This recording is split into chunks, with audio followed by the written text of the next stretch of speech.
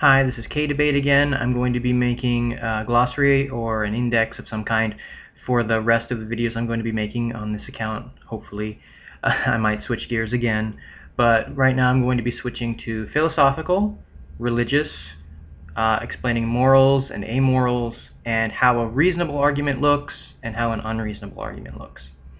I'm going to be talking about all the different parts of debates. I'm going to be talking about how people should debate as opposed to how people try to without understanding the basics of what they are.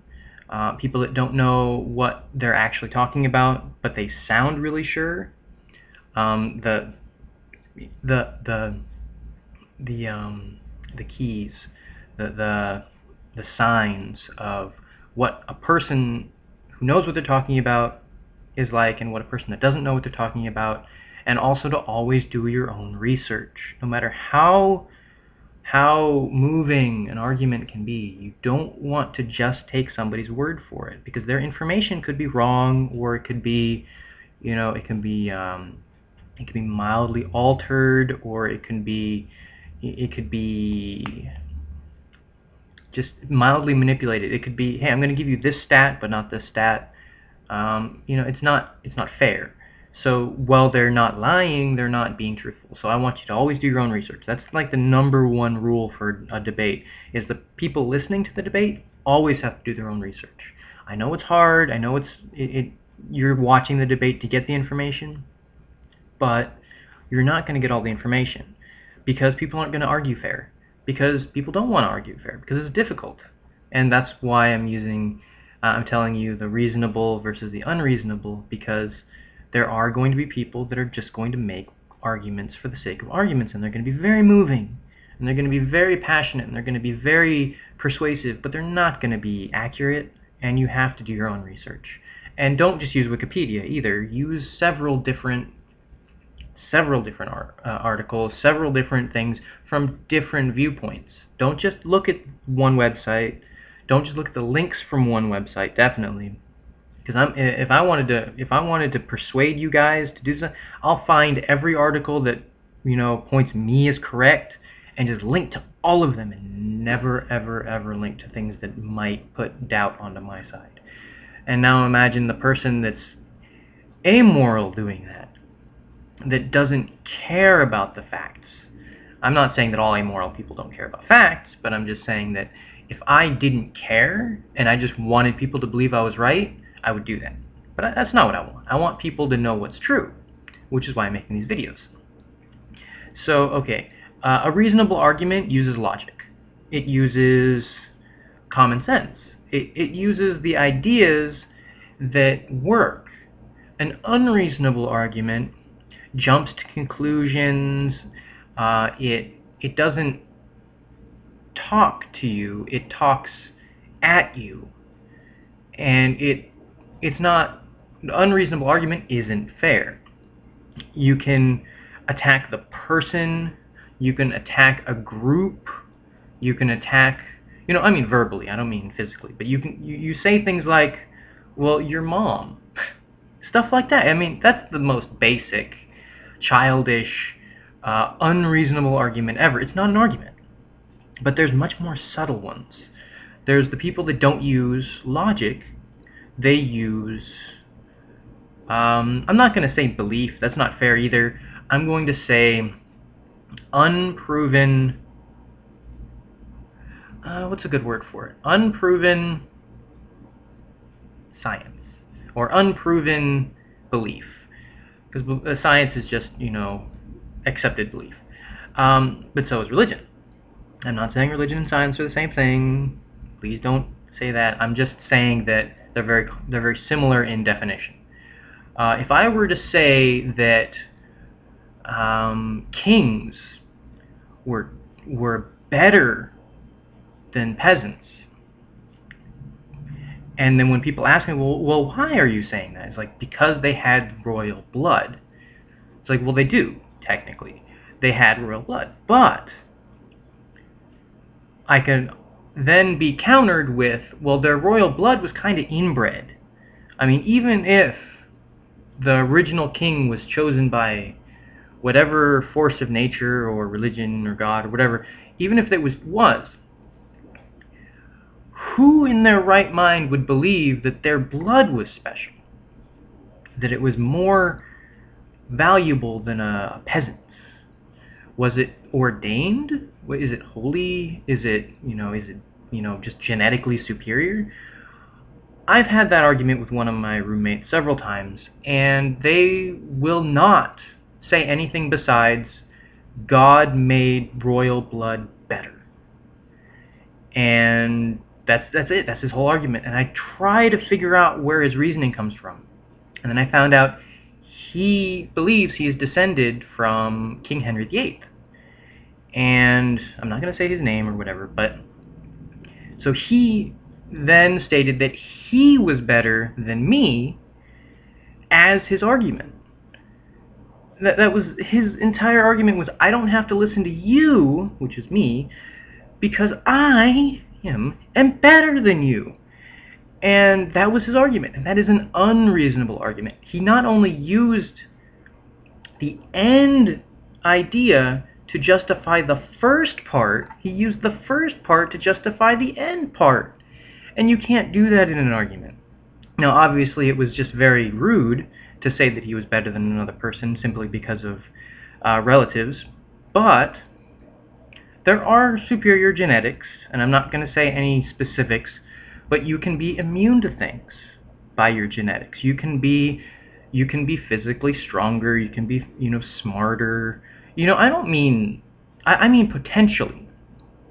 If you're 6'8", 300 pounds, you're going to be ideal for certain sports. Where if you're, really short and really skinny, you're not going to be able to play certain sports as well, or at least not the same. You're not going to be a linebacker. I mean, you can be. When I say superior, I mean in specifics, very specific things. But every single person will have something that they can do that they are superior at. I'm bad with numbers. I'm also mildly dyslexic. But because I'm dyslexic, I could read backwards really easily. Just as easily as I could read forwards. I still make mistakes, but I can just go, and people are like, what are you doing? It's like, well, I'm reading it upside down and backwards. Like, how can you do that? Because I had to learn how to do that already. I obviously it wasn't genetically, put into me that I could read backwards, but it was messed up in my head, so I had to step up and learn. And sometimes the people that have those mild issues try harder. I'm not saying they always do, but they have more motivation to do more. My friend, his dad is left-handed, but because everything's right-handed, all the tools he had to use, he learned how to use his right hand. And now, as an adult and as a mechanic, he can use any tool left-handed or right-handed, because now they make them left and right-handed. So he can go to a thrift store or whatever, say, yeah, I'm going to get that left-handed one for $10 as opposed to the right-handed one, and he can use his left hand. And he became dual-handed. I don't remember what the word is for that. It'll come to me later, but things aren't just because you say they are. I'm not better than you. And I can say that to everyone in the world. I'm not better than you. I might be, superior talent in video games. I'd be able to mop the floor with you in video games. That doesn't make me better than you. It makes me better at video games, sorta. Situationally, there's always going to be a situation where I would lose and you would win. So that, percentage-wise or skill-wise or whatever you want to call it, I'm not going to be better. And I'm definitely not going to say I'm better because of somebody that I say I'm related to. And not to be mean, but I looked it up, and King Henry VIII has no official heirs. So I'm trying to figure out where he got that idea from. He also won't tell me who his wife was at the time. So I'm gonna say he's just a psychopath. Just because I've talked to him many times, and every single time he will bring it up. I'm better than you. Stop talking about it. And he has yelled at us, and he has threatened us, and he has called us peasants and peons and mean things. He called my friend a baby killer, and I'm very unhappy about things like that, simply because he was in the military. And of course that's a term that people use because certain military things were to kill babies. But he also likes Hitler. So I'm going to stop talking about him because he does give me stress. But he's the perfect example of an unreasonable argument. You're a baby killer. Go Hitler. It just doesn't make sense to me. Honestly, I cannot get it in my head how he thinks like this. I can't. I try and try and try. Something's wrong with him mentally. He doesn't use reason. He uses his own ideas. And if you try to use reason, he'll just say, well, you're wrong, because I'm better than you. And I don't want to sound patronizing to him. I don't. But I can't not make him sound kind of like a jerk when I talk about him, because I don't like him. And again, it's not because of his arguments that annoy me, but that is one of the reasons. It's also because he injects his ideas when you're not even talking to him. I'll be talking to somebody else. And then he brings it up, and he won't leave our conversation. I was like, hey, we weren't talking to you, we weren't talking about you, we were talking about, you know, the women's rights movement or you know, Catholicism, or, you know, I was having a discussion with him because I love talking about things. But then he'll say, no, you're wrong. I was like, please step back. You know, you weren't listening to the whole argument. We could include you if you'd like, but you're gonna have to, you know, talk. You can't just yell at us. It's like, no. You can't say that in front of me. And it's like, we weren't saying it in front of you. You came over here. It's like, please step back. And he's like, no, you're wrong.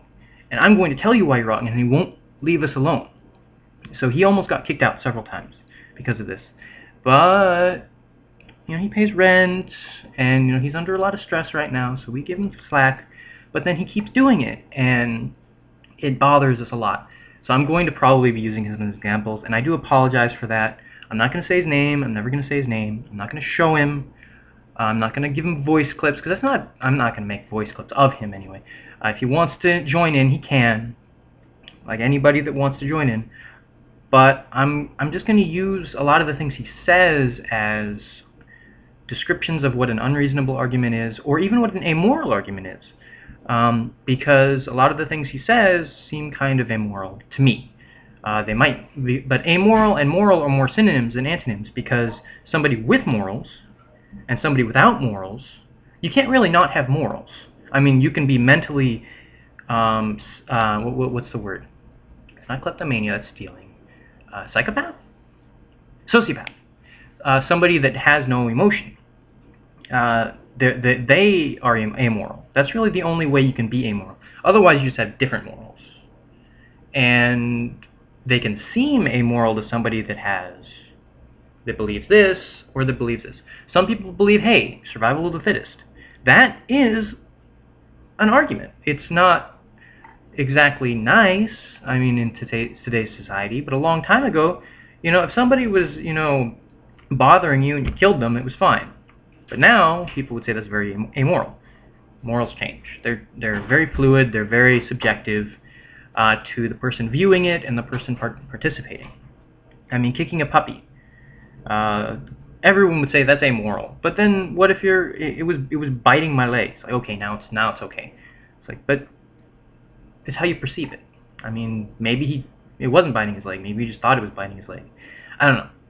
It's too fluid, too subjective to say that morals and amorals are different, except for when dealing with sociopaths, because they're actually amoral. They don't have any. So anyway, it's almost 15 minutes long. I'm going to be making these kind of videos again, and I'm very happy about that. So I hope you guys have a wonderful day. Bye-bye.